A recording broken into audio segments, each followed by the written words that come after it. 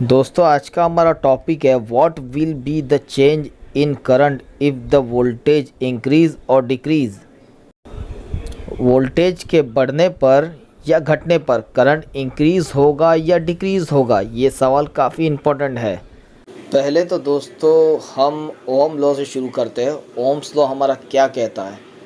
Ohm's law ये कहता है जब हमारा वोल्टेज बढ़ेगा तो करंट भी बढ़ेगा, करंट भी इंक्रीज़ होगा। लेकिन हम जब ट्रांसमिशन लाइन की बात करते हैं तो वोल्टेज बढ़ता है तो करंट घटता है। ऐसा क्यों है? तो दोस्तों हम यही टॉपिक को आज हम समझेंगे।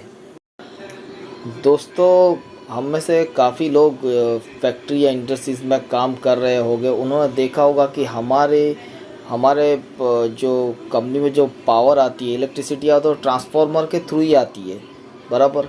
अभी ट्रांसफार्मर के थ्रू आती है तो डायरेक्ट 415 वोल्ट तो नहीं मिलता है हमें।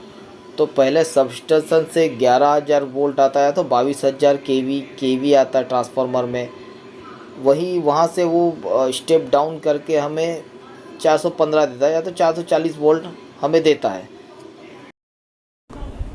ट्रांसफार्मर के एलटी साइड पर 415 वोल्ट जहाँ पर है, एग्जांपल के तौर पर मैं उधर एक 200 किलोवाट का एक लोड कनेक्ट करता हूँ, उसका लगभग एम्पियर 265 एम्पियर लेगा।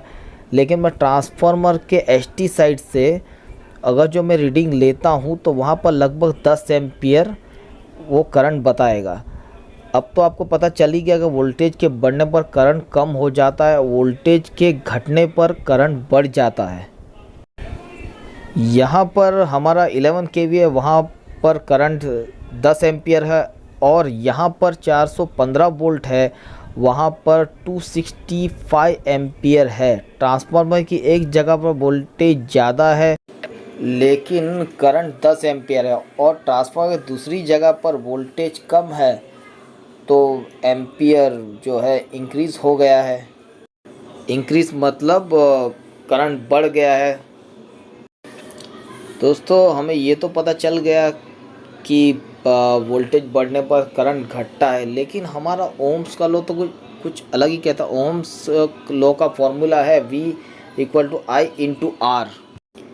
ये जो ओम्स लॉ का फॉर्मूला यह कहता है कि हमारा वोल्टेज अगर जो बढ़ेगा तो करंट भी बढ़ेगा, या तो वोल्टेज के घटने पर करंट भी घटेगा। हमने ओम्स लॉ में देखा वोल्टेज बढ़ेगा तो करंट बढ़ेगा, लेकिन हमने ट्रांसमिशन लाइन में देखा जब वोल्टेज बढ़ेगा तब करंट घटेगा, जो हमने हमारी कंपनी में देखा है। अब ये दोनों में से सही कौन है? सही तो दोनों है, तो हम ये दोनों पॉइंट को समझेंगे आज। ट्रांसफार्मर में 200 किलोवाट एलटी साइड पर देखो या एचटी साइड पर, आपकी जो पावर है वो कांस्टेंट रहेगी। मतलब कि हमारी पावर कांस्टेंट होगी या तो सेम होगी। पावर का मतलब वॉट, एचपी या किलोवाट। तो दोस्तों जब भी हमारी पावर कांस्टेंट या तो फिक्स रहेगी तब वोल्टेज बढ़ेगा, तब करंट घटेगा, कम होगा, और जब वोल्टेज घटेगा तब करंट बढ़ेगा। तो वही चीज़ मैं आपको समझाना चाह रहा हूँ। ट्रांसफार्मर साइड पर जहाँ 11 केवी है वहाँ करंट कम है, और जहाँ ट्रांसफार्मर की दूसरी साइड पर वोल्टेज कम हो गया है तो करंट बढ़ जाएगा। और हम अब दूसरे पॉइंट पर आते हैं, ओम्स लॉस को समझते हैं। V=I/R। ये जो तीन चीज़ें हैं इनमें इनके बीच में क्या रिलेशन है वह बता रहा है ओम्स का लॉ। लेकिन दोस्तों V=I/R यह फॉर्मूला में कहीं पर भी पावर को नहीं बताया गया है, मतलब कि ओम्स के लॉ को पावर से मतलब नहीं है। ओम्स लॉ यह बताता है कि V=I/R यह तीनों के बीच में क्या रिलेशन है यह बताता है। अगर जो हमारा रेजिस्टेंस फिक्स होगा तो वोल्टेज बढ़ेगा तो करंट भी बढ़ जाएगा, और अगर वोल्टेज घटेगा तो करंट भी घट जाएगा।